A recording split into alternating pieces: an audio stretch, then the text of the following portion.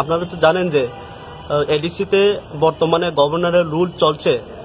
গত 17 মে এডিসির টেনিউরটা শেষ হয়ে যায়। তারপরে 18 মে থেকে গভর্নর তরফ থেকে একজন অ্যাডমিনিস্ট্রেটর বসিয়ে ওখানে গভর্নরের রুল চলছে এবং 17 তারিখ নভেম্বর 2020-এর সেই টেনিউরটা শেষ হয়ে যায়। টেনিউরটা শেষ হওয়ার পরে আবার গভর্নর সেটাকে এক্সটেন্ড করে ফার্দার 6 মান্থের জন্য এক্সটেন্ড করেছে। তো আমরা ফাইল করেছি যাতে ইলেকশনটা আর ফার্দার ডিলে না করে ইলেকশনটা কাউন্সিলের জন্য তাড়াতাড়ি হোক।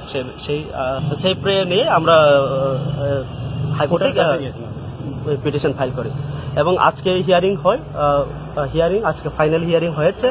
হিয়ারিংয়ে কোর্ট এটাই নির্দেশ দিয়েছে যে যেহেতু অলরেডি টাইম তো অনেক ইল্যাপস হয়ে গেছে নির্বাচন করার এবং এডিসির যা টেনিউরের, তো আর ফার্দার ডিলে না করে যাতে 17 মে 2021-এর মধ্যে নিউ ইলেকশন করে নিউ কাউন্সিল বসাতে হবে, সেটা নির্দেশ ছিল।